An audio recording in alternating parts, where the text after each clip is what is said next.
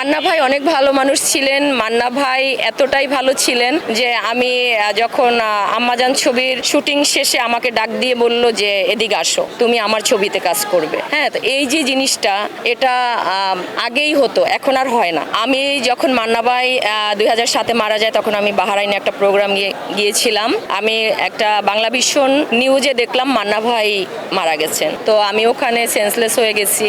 তারপর আমাকে হসপিটাল করা হয়েছে, তারপর আমাকে ওখান থেকে তারপর এসে সুস্থ হয়ে তারপর প্রোগ্রাম করেছি।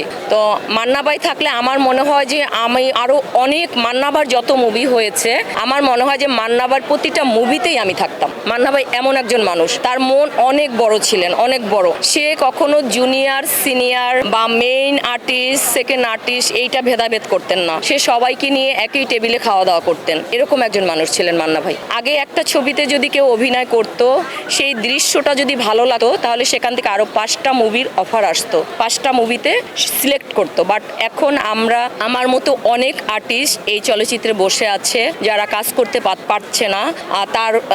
তার ভিতরে আমি বলবো নাসরিন আপু, তার ভিতরে আমি বলবো জেসমিন আপু, আরো অনেক আর্টিস্ট আছে যারা মানে তারা তো সেলিব্রিটি। আর শুধু একজন সেলিব্রিটি হতে পারে না, একটা মুভির মধ্যে কখনোই প্রধান চরিত্র থাকবে তারা সেলিব্রিটি হবে, আর আদার্স যে ক্যারেক্টারগুলো থাকবে ভাই বোন, আইটেম সং, মায়ের চরিত্র, বাবার চরিত্র, ছোট বোনের চরিত্র, পার্শ্ব চরিত্র, আমার মনে হয় সবাই স্টার। একটা সব কিছু মিলিয়ে একটা মুভি হয়। আমি বলবো যে একটা পার্শ্ব চরিত্র এক সিনের জন্য ওই ছবিটা অমূল্যহীন।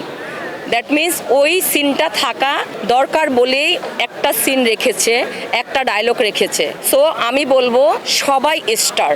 শুধু আপনারা, আমি দেখি যে আমি সবাইকে বলতেছি যে প্রধান চরিত্রকে নিয়ে সবাই মাতামাতি করে। আমি বলবো আপনারা যারা ছোট ছোট চরিত্র করছেন, পার্শ্ব চরিত্র করছেন, সাইড হিরোইন করছে, আইটেম সং করছে, মা বাবার ক্যারেক্টার, তাদের কাছেও যান, তাদের কাছেও জানতে চান তারা কেমন আছে, মানে তারা কি এখনো ভালো আছে, মানে তারা কেন কাজ পাচ্ছে না, তারা কেন বসে আছে। এই জিনিসটা আমি আপনাদের কাছে জানতে চাই আর কি।